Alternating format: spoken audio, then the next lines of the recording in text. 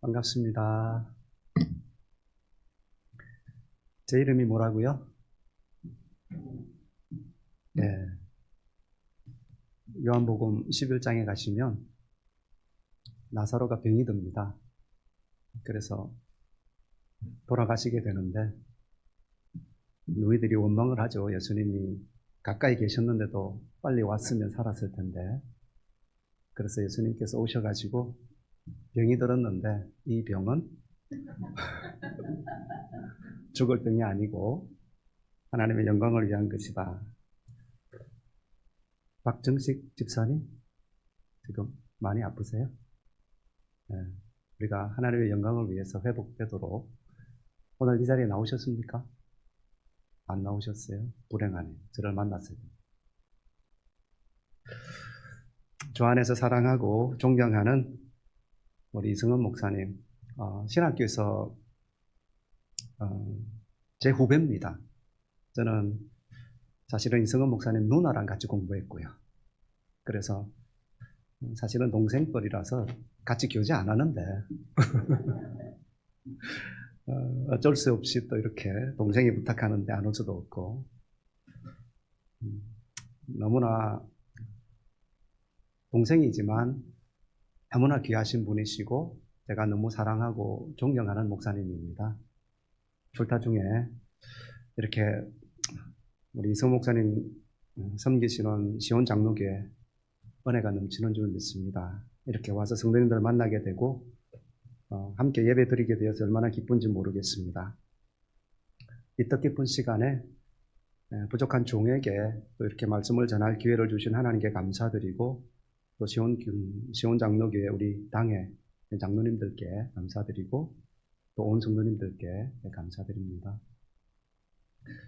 이 시간에 함께 나눌 하나님의 말씀은 우리 모두에게 새로운 삶의 기회가 주어진다면 우리는 하나님의 백성들로서 어떻게 이 세상을 살아가야 될까? 그 부분에 대한 것입니다. 오늘 본문은 사도 바울이 로마 감옥에서 빌립보 교회 성도들을 향하여 편지하면서 자기 자신이 곧 풀려날 것을 전망하고 있습니다. 영안이 깊어지면 자신의 삶에 어떤 일들이 벌어질지 깊이 기도하는 중에 보이기도 하나 봐요. 적어도 예루살렘에서 잡혀서 가이사라 감옥에 있다가 또 이렇게 배를 타고 6개월 이상의 힘든 여정을 통해서 예루살렘 이 로마까지 와서 감옥 생활을 한 사실을 고려하면 적어도 한 5년 정도는 지금 수감 생활을 하고 있는 거야. 그런데 성령의 인도하심과 여러분의 기도로 말미암아 나를 구원에 이르게 할 줄 안다. 이렇게 이제 고백하고 있는 내용이 19절 내용입니다. 이것이 너희의 간구와 예수 그리스도의 성령의 도우심으로 나를 구원에 이르게 한다. 자기 사도 바울이 어떤 예수 믿고 구원 얻는다는 이야기를 하는 게 아니고 여기서 말하는 이것은 자기 자신이 지금 감옥에 매여 있다는 거예요. 수감 생활에 대한 이야기입니다. 그래서 12절, 13절, 14절, 17절에서 이것을 나의 매임이다 이렇게 표현을 하고 있는데 근데 이 매임에서 지금 풀려날 것을 기대하고 있는 것이죠. 그리고 나서 곧바로 이제 20절에서 나의 간절한 기대와 소망이 있다. 이것을 이제 표현하고 있습니다. 새로운 삶이 주어지면 어떻게 살 것인가 그것을 알리고 있는 것이죠. 하나님은 종종 우리의 삶에서 새로운 출발의 기회를 저는 주신다고 믿습니다. 사도 바울처럼 물리적으로 감옥에 수감되는 일은 우리 모두에게는 흔한 경험은 아니죠. 그러나 이렇게 물리적으로 감옥에 죄를 지어서 들어가는 행편은 아니라 할지라도 우리를 올가매는 마치 감옥에 사는 것 같은 우리를 올가매는 일들이 우리 삶에는 많다라고 하는 것이죠. 질병이 그 중에 큰 것이죠. 경제적인 압박이 있을 수도 있습니다. 사람과의 관계, 인간관계 얼마나 어렵습니까? 바로 그런 어려움에 봉착하고 나면 누군가가 나를 얽어매는 것은 아닌데 바로 거기에 나의 마음이 사로잡혀서 사실은 옴삭달싹 못할 때가 있다는 것이죠. 그런데 그런 어려움에서 벗어나게 하는 하나님의 은혜가 있을 수 있다라고 하는 것입니다. 그런데 이런 새로운 삶의 기회다라고 하는 것은 바로 이와 같은 일상적인 삶에 있어서의 어떤 이런 어려움에서 벗어나는 것만을 의미하는 것은 아닙니다.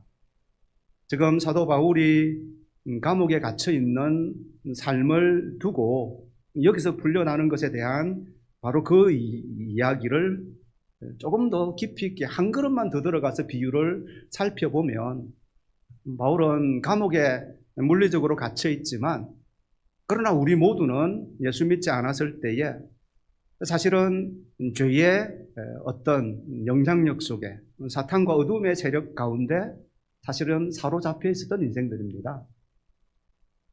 이런 우리를 하나님께서 예수 그리스도 안에서 풀어주셨다는 거죠. 자유하게 해주셨다는 거죠. 다들 예수 믿으십니까? 예. 예수 믿으시면 자유로운 인생이 되신 줄로 믿습니다. 더 이상 죄가 우리의 삶을 올가매서는 안 되는 것이죠. 이런 차원에서 생활고로 어려움을 당하시는 그 부분에 있어서 하나님이 도와주셔서 기도에 응답하셔서 우리에게 형통의 길을 주셨다. 그것도 새로운 삶의 기회지만 더 중요한 삶의 기로는 예수 믿지 않다가 예수 믿는 인생이 되었고 죄가 주인되는 인생 속에, 그래서 죽음과 사탄의 영향력 속에 옴삭달싹 못하고 두려움 가운데 살던 우리 인생이 예수 믿고 나서 이제는 참 주인을 섬기는, 참 자유함을 가지고 기쁨과 감사함으로 자원하는 마음으로 하나님을 섬길 수 있는 바로 그런 인생이 되었다는 것 자체가 우리는 이미도 새 인생을 출발한 사람들이다 라고 하는 것이죠. 새 출발하셨습니까? 자, 그렇다라고 한다면 우리는 어떻게 살아야 할까요?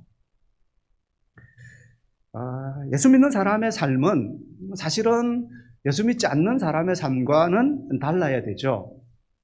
예수 믿기 전의 삶과 예수 믿은 이후에 우리의 삶이 달라지지 않는다라고 한다면 예수 믿는 이유가 없는 것이죠. 우리는 예수 믿은 이후에 우리의 삶의 모습이 어떻게 달라져야 될 것인가 사도 바울을 통하여 배우기를 원합니다. 우선 먼저 새로운 삶의 기로에서 우리는 어떤 소망을 품고 살아야 될 것인가, 여러 가지 품어야 되는 하나님을 향한 건강한 소망 중에 오늘 본문에서 사도 바울이 고백하는 것은 내 몸에서 그리스도가 존귀하게 되는 것이다 라고 하는 것입니다. 한번 따라해 주세요. 내 몸에서 그리스도가 존귀하게 되기를 원한다. 여기서 내 몸에서라고 하는 것은 실제로 우리 몸에서 그리스도가 번쩍번쩍 빛나기를 원한다, 이건 아니죠. 우리는 몸을 입고 살아가는 사실은 존재니까 내가 몸 담고 살아가는 나의 삶의 전 영역에서 예수님이 주인 되었으면 좋겠다, 예수님이 영광을 받았으면 좋겠다라고 하는 의미로 저는 해석하고 싶습니다. 그런 차원에서 가장 기본적으로 우리가 속해 있는 우리 가정에서, 우리가 속해 있는 직장이나 학교에서, 그리고 우리가 함께 섬기는 이 교회에서, 그리고 우리가 살아가는 이 미국이라고 하는 이 국가의 한 시민으로 우리가 살아갈 때에 나의 삶을 통하여서 예수님이 존귀하게 되기를 원한다라고 하는 것입니다. 자, 그러면 중요한 것은 무엇이 그리스도가 존귀하게 된다라고 하는 말의 의미일까라고 하는 것이죠. 무엇이 그리스도가 존귀하게 되는 것입니까? 우리 가정에서 그리스도가 존귀하게 되기를 원한다라고 말하는데 어떻게 하는 것이 그리스도가 존귀하게 되는 것입니까? 내 직장에서, 내 학교에서 그리스도가 존귀하게 되기를 원하는데 어떻게 하는 것이 그리스도가 존귀함을 받는 것입니까? 여기 한 가지 단어적인 의미로 모든 것을 다 설명할 수는 없는데, 그래도 말로 설명하기는 힘들어도 그리스도가 존귀하게 된다라고 하는 것은 그리스도가 존중받는 것을 의미할 텐데, 바로 이 그리스도를 존중받게 한다라고 하는 말 속에 이 존귀하게 된다라고 하는 말의 원어적인 의미는 뭐냐 하면 그리스도를 크게 한다는 거예요. 작은 그리스도가 나의 삶에 들어왔을 때, 내가 신앙이 없을 때는 그리스도가 작았는데 예수 믿고 나니까 예수 그리스도가 나의 삶에 커졌다는 거예요. 그래서 나의 마음에 커진 이 예수가 내가 가는 곳곳마다 내 가정에서 커지는 거예요. 내 직장에서 이 그리스도가 커지는 거예요. 우리 교회에서 그리스도가 커지는 거예요. 그리스도가 커진다. 무슨 말이냐 하면 그리스도가 주인 된다는 말이에요. 그리스도가 주인 된다는 말이에요. 예수 믿기 이전에 예수님은 아예 나의 삶의 시선에 없던 분이에요. 그러니까 예수 그리스도는 아예 나의 삶에 전혀 어떤 무기를 갖지 않는 분이에요. 근데 예수 그리스도가 나의 삶의 주인이, 내가 예수 그리스도를 나의 주, 나의 하나님으로 믿고 보니까 그분이 나의 삶의 주인이 되고 보니까 이제는 주인으로서 당당히 그분의 자리에 그분이 앉힌다는 거예요. 내 가정이지만 그 내 가정에 주님이 주인 되는 가정. 내가 직장 생활에서 헌신하고 봉사하는 삶의 어떤 기업으로서의 나의 직장이지만 그곳에 그리스도가 주인 된 자리란 말이죠. 이 교회도 마찬가지죠. 하나님께서 섬김의 지위에 장로님들도 세우시고 집사님들도 세우시고 또 다른 권사님들도 세워주시고 나이 드신 성도님들도 계시고 그런 차원에서 얼마든지 사람들이 주인 될 수 있는 곳이에요. 그럼에도 불구하고 우리 모두가 다 그리스도의 종이잖아요. 그런 차원에서 그리스도가 존귀하게 된다. 이 교회에서 그리스도가 존귀하게 된다. 그리스도의 주되심이 인정된다는 의미인 거예요. 우리가 살아가고 있는 이 미국이라고 하는 나라, 기독교 국가로 유명하고 지금도 믿는 사람들이 거의 모든 어떤 사회 참여나 여론이나 투표나 다 기독교적인 어떤 방향성에서 주장하는 사람들을 다 뽑아주는 사회에 살아가고 있잖아요. 그럼에도 불구하고 자기 자신이 마치 우리의 대통령이 자기 자신이 어떤 주인인 것처럼 행사하고 있는 모습을 바라볼 때에 안타까움이 있죠. 이 나라의 주인도 대통령이 아니란 말이죠. 이 나라의 완전한 전적인 통치자는 하나님이시란 말이죠. 그게 인정되는 모습이 드러나야 되는데 그러지 않을 때에 우리의 마음에 안타까움이 있는 것이죠. 이런 차원에서 그리스도가 존귀하게 된다. 내 몸에서 그리스도가 존귀하게 된다. 내가 처해 있는 삶의 전 영역에서 그리스도의 주되심이 인정된다는 말이죠. 그러면 그리스도가 주되심이 인정된다는 말은 뭐냐? 그에게만 참된 순종과 참된 헌신, 나의 마음의 중심에 있는 나의 사랑과 충성을 그분에게만 바친다라고 하는 것이죠. 그렇게 되지 않을 때에 그리스도가 내가 처해져 있는 삶의 영역에서 작아질 때에 사람이 커지고 사람이 주인이 되고 그래서 그리스도가 작아지게 되면 영향력에 있어서 복종에 있어서 주대심에 있어서 작아지게 되면 그리스도는 영광과 존귀를 받는 것이 아니라 욕을 먹게 되는 것이죠. 이런 차원에서 사도 바울은 자기가 성도가 된 이후에 품은 그리고 자유인이 되었을 때에 품은 그의 소망, 내 몸에서 그리스도가 존귀하게 된다라고 하는 이 귀한 소망을, 이 소망의 특징을 이렇게 이야기합니다. 어떤 경우에도 이 소망은 누구 앞에서도 부끄럽지 않은 소망이다. 신자가 품은 소망 중에 모든 신자들이 품은 소망 중에 다 이렇게 부끄럽지 않은 소망이 있는가?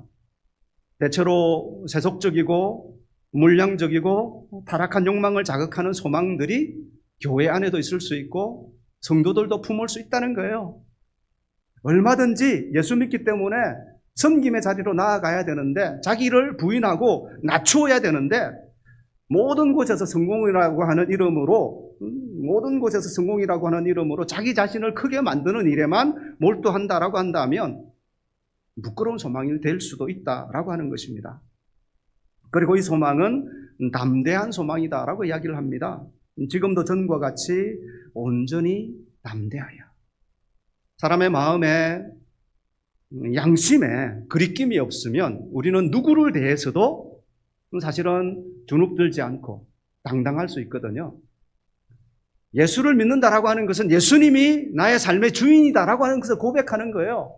그리고 그분이 나의 삶에서, 나의 삶의 전 영역에서 커지기를 바라고 영향력을 받기를 바란다. 이 소망이야말로 누구 앞에서든, 심지어 대통령 앞에서든, 나를 죽이려고 위협하는, 핍박하는 사람 앞에서든 당당할 수 있는 거예요. 그분이 주인인데. 그리고 그렇기 때문에 이 소망은 목숨을 걸고 반드시 성취해야 될 그런 가치가 있는 소망이다라고 하는 거예요. 그래서 지금도 전과 같이 온전히 담대하여 살든지 죽든지 내 몸에서 그리스도가 존귀하게 되기를 원한다. 이 세상에는 목숨을 걸고 해야 할 일들이 사실은 그렇게 많지 않습니다. 왜냐하면 사람에게 있어서 가장 중요한 것은 우리 목숨이잖아요. 근데 그 목숨을 내놓고 내가 지켜가야 되는 그것보다 더 소중한, 나의 목숨보다 더 소중한 가치가 있다. 많지는 않은데 그게 우리에게 있어야 된다라고 한다면 그것이 우리의 삶 속에 그리스도가 존귀하게 되어야 된다라고 하는 것입니다. 사랑하는 성도 여러분, 어떤 소망을 품고 지금까지 살아가고 계십니까? 여러분이 함께 예배하는 이 교회가 어떤 교회가 되기를 원합니까? 사람이 주인 되고 사람의 뜻이 존중받고 사람이 영광받는, 물론 전적으로 그런 일이 없어야 된다는 것은 아니지만 그러나 그런 것들은 차선이 되기를 바랍니다. 저와 여러분이 살아가는 모든 삶의 영역에서 그리스도인이 주인 되고 그래서 그리스도가 존귀하게 되는 바로 이 소망으로 뿐만 아니라 실현되는 복된 인생을 살아가는 저와 여러분의 인생 되시기를 간절히 바랍니다. 자, 그러면 어떻게 우리의 삶의 영역에서 그리스도가 존귀하게 될 수 있을까? 그것은 한마디로 우리가 죽어야 된다라고 하는 것이죠. 21절 보시면 이는 내게 사는 것이 그리스도니 죽는 것도 유익함이라 이렇게 이야기합니다. 이 사는 것, 물리적으로 사는 것이죠. 그렇기 때문에 그리스도가 존귀하게 되기 위해서 죽는 것, 물리적인 죽음에 대한 이야기입니다. 1차적으로 이것은 영적으로 내가 죽어야 된다는 이야기를 하는 게 아니고 사도 바울이 지금 실제로 그 뒤에 이어지는 내용도 만일 육신으로 이것이 사는 이것이 내 일의 열매일진데 나는 무엇을 택해야 할지 알지 못하노라. 내가 그 둘 사이에 끼었다. 이런 고백을 우리가 함께 본다면 여기서 지금 사도 바울이 말하고 있는 것은 육신적으로 죽는 것까지도 고려하고 있다라고 하는 것입니다. 꼭 우리는 이 세상에 살아야만 그리스도를 존귀하게 하는 것은 아닙니다. 우리는 죽었어도, 그래서 이 세상을 떠나갔어도 하나님 나라에 그리고 그리스도에게 존귀하게 하는 일을 우리는 할 수 있다라고 하는 것입니다. 이런 차원에서 성도의 죽음에 관하여 성경은 뭐라고 이야기하는가? 신자의 죽음은 영광이다 라고 성경은 기록하고 있는 것입니다. 그래서 우리는 우리의 생명이 이 땅을 떠나가는 것, 죽음에 대해서 그렇게 서운하거나 그렇게 두려워할 일이 아니다라고 하는 것입니다. 왜냐하면 우리가 죽자마자 우리는 영광의 자리에 하나님의 임재 앞에 있게 될 것이기 때문에 그렇습니다. 그러나 그리스도의 영광을 위해서, 그리스도가 존귀함 받기 위해서 우리 모두가 이 시간에 죽자. 제가 이렇게 설교할 수는 없잖아요. 그러니까 이제는 물리적인 죽음을 벗어나서, 그러나 이것은 이제 영적인 죽음, 자기 부인으로 연결될 수밖에 없는 것이죠. 왜냐하면 죽고 사는 것은 나에게 달린 문제가 아니잖아요. 죽고 사는 것은 하나님의 뜻에 달린 것이고 하나님이 우리의 삶을 주관하시는 주인이시니까 하나님만이 우리의 생명의 주인이시기 때문에 그래서 그것은 내가 죽고 사는 것은 물리적으로 죽고 사는 것은 주님께 맡기고 대신에 내가 살아가는 삶의 영역에서 그리스도가 존귀함 받기 위해서 우리는 우리 자신들의 자아를 내려놓을 필요가 있고 가끔은 내가 틀렸다, 당신이 옳습니다 라고 하는 자기 부인의 삶을 실천할 필요가 있다라고 하는 것입니다. 왜냐하면 우리는 그리스도와 연합되어서 이미도 옛사람에 대하여 죽은 자고 그리고 새사람에 대하여 우리는 산 자이기 때문에 그렇습니다. 이것을 가장 잘 표현해주는 성경 말씀이 갈라디아서 2장 20절이죠. 우리가 너무 잘 아는 말씀이잖아요. 내가 그리스도와 함께 십자가에 못 박혔나니 그런즉 이제는 내가 사는 것이 아니요 오직 내 안에 그리스도께서 사시는 것이라. 이제 내가 육체 가운데 사는 것은 나를 사랑하사 나를 위하여 자기를 버리신 하나님의 아들을 믿는 믿음 안에서 사는 것이라. 결국 신자의 삶은 그리스도와 연합된 삶으로 그리스도와 함께 이미 십자가에 못 박혔고 그래서 죄에 대해서 죽고 우리는 의에 대해서 살아난 자들이다 라고 하는 것입니다. 그래서 이 일을 위해서 그리스도가 존귀하게 되는 이 일을 위해서 내가 해야 될 것은 나의 죄성을 죄악된 본능을 우리는 죽여야 되는 것이고 끊임없이 내가 높아지기를 원하는 교만한 마음이 싹틀 때마다 그것을 잘라내야 되는 것이고 그래서 어디 가든지 내가 주인 되기를 바라고 어디 가든지 내가 그냥 그 모임을 주관하는 어떤 그런 리더십의 자리에 가야 되고 어디 가든지 내가 그 자리에서 센터가 돼야 되고 이런 마음들을 좀 내려놓을 수 있기를 바란다라고 하는 것입니다. 그럴 때에 그리스도가 존귀하게 되는 것이죠. 말씀드린 것처럼 우리 자신들이 주인이 될 때에 사람이 주인 될 때에 결국 그 자리는 영적인 자리다라고 한다면 그 자리에는 향기가 나는 것이 아니라 그 자리에는 부패와 썩음과 더러움의 냄새만 나게 된다라고 하는 것입니다. 이런 차원에서 우리의 옛사람과 죄악된 정욕과 자아가 죽지 않는다. 그래서 자기 부인이 되지 않으면 어떻게 되는가? 그리스도가 영광을 받는 것이 아니고 그리스도가 욕을 먹게 된다라고 하는 것입니다. 일반적인 차원에서 우리는 더러운 것 이야기하면 사람의 배설물을 더럽다라고 이야기합니다. 그러나 그것보다 더 더러운 것이 있습니다. 그게 뭐냐? 그게 죽은 사람의 시체입니다. 시체가 왜 더러운가? 썩기 때문에 그렇습니다. 그런데 이런 시체보다 더 더러운 게 있습니다. 그게 뭐냐? 그게 사람의 마음입니다. 예수님께서 말씀하시기를 사람의 입으로 들어가는 것이 나쁜 것이 아니라 사람의 입에서 나오는 모든 것이 더 나쁘다라고 말씀하셨죠. 그런데 예수 그리스도께서 우리를 구원해 주심으로 저와 여러분의 마음이 정결하게 되었고 깨끗하게 되었고 세상의 그 어떤 것보다 더 소중한 보화로 우리의 마음이 바뀌었잖아요. 그런데 가장 귀한 것이 썩으면 가장 추한 것이 되듯이 성령이 주관하고 그리스도가 주인된 우리의 마음이 그리스도가 주인되지 않고 내가 주인될 때에 그래서 다시금 우리의 삶이 죄악으로 물들게 되고 다시금 그리스도가 우리의 심령에서 빠져나가게 되고 우리 심령 바깥에 서 있게 되고 성령으로 충만해야 되는데 우리의 삶이 성령을 근심하게 하는 죄악된 삶을 우리가 살게 될 때에 사실은 그것보다 더 더럽고 지저분한 존재가 있을 수 없다라고 하는 것이죠. 말씀드린 것처럼 가장 좋은 것이 썩으면 가장 나쁜 것이 되기 때문에 그렇습니다. 그래서 개혁주의 신학에 있어서 지금 개혁주의 신학을 이끌어 나가는 가장 위대한 신학자 중에 헤르만 바빙크라고 하는 신학자가 계시는데 그분이 이런 말을 했습니다. 세상 정치 더럽다. 그런데 교회 정치는 더 더럽다. 바로 이런 지저분한 일들이 나의 삶 속에 우리 교회 속에 일어나지 말라는 법이 없어요. 왜 일어나는가?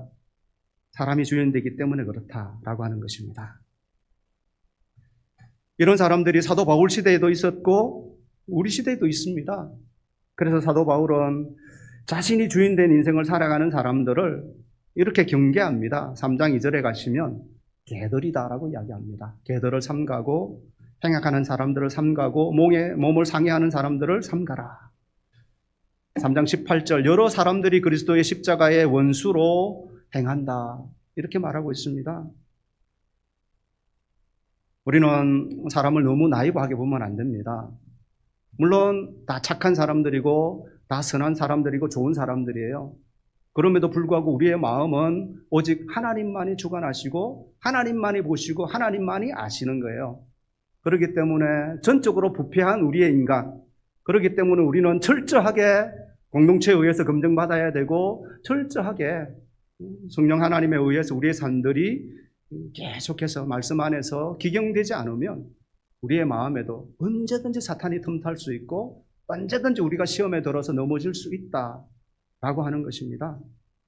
그래서 오늘날도 우리 자신들이 스스로 우리의 삶을 돌아보지 않으면 내 생존을 위해서, 내 영광을 위해서, 내 이익을 위해서 그리스도를 죽이고 그리스도를 다시금 치욕스럽게 십자가에 못 박는 그리스도의 원수로 행하는 일들이 오늘날에도 벌어질 수 있다는 거예요. 바로 이런 가운데서 사도 바울이 나의 삶을 통하여 그리스도가 존귀하게 되기를 바란다. 심지어 이 일을 위해서 내게 사는 것이 그리스도니 죽는 것도 유익하다. 자기 자신을 내려놓는 그의 모습을 바라봅니다. 사도 바울은 어떻게 그리스도를 위해서 스스로 죽는다는 이런 결단을 할 수 있었을까요? 말씀드린 것처럼 사람에게 목숨보다 더 소중한 것이 있습니까? 그럼에도 불구하고 이 목숨을 내려놓고도 나의 목숨을 들여서라도 나는 그리스도가 존귀하게 되기를 원한다. 얼마나 대단한 믿음입니까? 하지만 신자의 모든 신앙 행위는 사실은 하나님께서 먼저 행하신 일에 대한 반응이요 응답이라고 하는 차원에서 보면 사도 바울의 헌신도 그렇게 대단한 헌신은 아닌 것이죠. 하나님께서 저와 여러분을 먼저 보배롭고 존귀한 자로 삼아주셨고 바로 이런 우리가 죄인 되었을 때에 바로 이런 우리가 죄인으로 살아갈 때에 아직 우리가 죄인 되었을 때에 우리를 위하여 예수 그리스도를 보내신 분이 하나님이시고 바로 그 그리스도의 죽으심을 통하여 자기의 사랑을 확증하신 분이 하나님이세요. 누가 다른 사람을 위하여 하나밖에 없는 아들을 내어놓을 수 있겠습니까? 자매님들 다 앉아 계시잖아요. 다 자기 아들은 자기 아들이고 남편은 남의 아들이고 그래서 자기 아들은 소중한데 남의 아들은 언제나 학대한단 말이죠. 근데 그렇게 귀한 자기의 아들을 당신의 아들과 딸들을 예수님을 위해서 내놓을 수 있겠냔 말이에요. 바로 그것을 지금 도전하고 있는데 우리는 내놓을 수 없어요. 그런데 하나님이 먼저 그렇게 내어놓으셨다는 거예요. 그래서 그 결과로 저와 여러분이 이 자리에 앉아서 편안하게 예배 드리는 거예요. 그 은혜가 얼마나 크고 놀랍고 감사한 일입니까? 그런 상황에서 바로 이와 같은 상황에서 하나님께서 우리의 목숨 내놓으라는 거 아니잖아요. 저와 여러분의 아들, 딸 내놓으라는 거 아니잖아요. 우리의 죄악된 본성 내려놓으라는 거예요. 우리가 1등이 되고 싶어하는 어느 곳에 갔으나 중심을 어떤 초점을 받고 싶어하는 바로 그 교만한 마음 내려놓으라는 거예요. 이 세상에 하나님이 주인 되지 않은 것을 쫓아나가는 그래서 물질이 성공이 권력이 주인 되기를 원하는 그런 거 좀 내려놓으라는 거예요. 그래서 자기를 부인하는 삶을 살아보라는 거예요. 바로 이런 자기 부인의 삶이야말로 예수님이 우리에게 부탁한 삶이고 사도 바울이 지금 여기서도 우리에게 부탁하고 있는 삶이다라고 하는 것입니다. 이런 삶의 연장선상에서 그리스도를 위하여 헌신하며 살아가다 보면 때로는 하나님께서 극단적인 방법으로 우리에게 주를 위하여 하나님 앞에 목숨을 내어놓을 수 있는 기회를 주시기도 하신다라고 하는 것이죠. 이것을 우리는 순교라고 하는 것입니다. 평소의 삶 속에 자기를 부인하는 삶을 살지 않는 사람이 얼떨결에 예수 믿겠습니다. 예수 부인하지 않겠습니다. 그래서 총받아 죽은 것이 순교입니까? 그게 순교일 수가 없는 것이죠. 그러나 참 순교는 자기를 부인하는 삶의 연장에서 끝부분에서 하나님이 그것을 허락하신 자에게만 감당할 수 있는 은혜다라고 하는 것입니다. 제가 관여했다라고 하는 것이 조금 죄송합니다만 제가 좀 연관했던 동아시아 선교회라고 하는 선교단체가 있습니다. 이 선교단체의 설립자가 되시는 선교사님은 약 한 50년 전에 시국의 교수로 가장 유명한 북경대학의 교수로 가셨습니다. 그리고 겉으로는 이런 교수 생활을 하시면서 그러나 지하로 지하 신학교를 세워서 학생들을 길러내는 그런 사역을 감당하셨습니다. 시간이 지나고 점점 규모가 커지고 그래서 많은 중국 지하교회를 섬기는 신실한 사역자들이 그분을 통해서 많이 배출이 되었습니다. 그 졸업식에 그렇게 숨어서 신학교육을 마치고 3년, 5년 마치고 이렇게 졸업식을 하는 졸업식에 때로는 3명, 때로는 5명 이렇게 졸업하는데 미국에서 한국에서 여러 목사님들이 들어가서 그것을 이제 축하하는 장면들을 거기에 이제 저도 참여해서 은혜를 받은 기억이 있습니다. 그런데 그 선교사님께서 수년 전에 이제 공안에 의해서 발각이 되게 되었고 중국이 지금 거의 미쓰다시 정권이 선교사님들 다 추방하는 시대잖아요. 그러니까 그 전에 공안에 의해서 이분의 사역이 다 드러나게 되었고 그래서 대부분의 경우에는 추방을 했는데 이분 같은 경우는 순교를 당하셨습니다. 북경 교회에 있는 국도에서 절대로 사고가 날 수 없는 바로 그 길에서 트럭에 의해서 이렇게 치임을 받았는데 즉사하시고 돌아가셨습니다.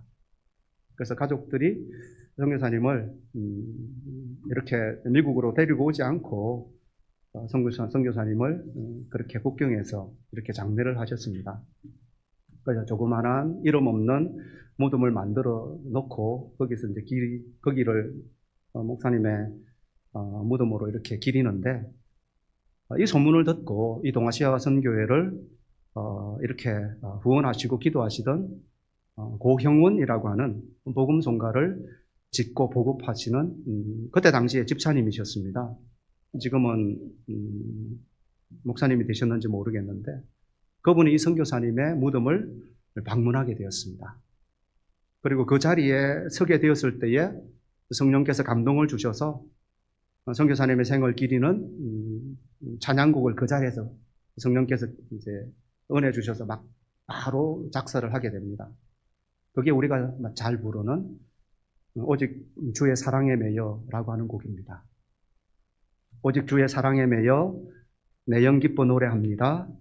이 소망의 언덕 기쁨의 땅에서 주께 사랑 드립니다. 오직 주의 임재 안에 갇혀 내 영 기뻐 찬양합니다. 이 소명의 언덕 거룩한 땅에서 주께 경배 드립니다. 주께서 주신 모든 은혜 나는 말할 수 없네. 내 영혼 즐거이 주 따르렵니다. 주께 내 삶 드립니다.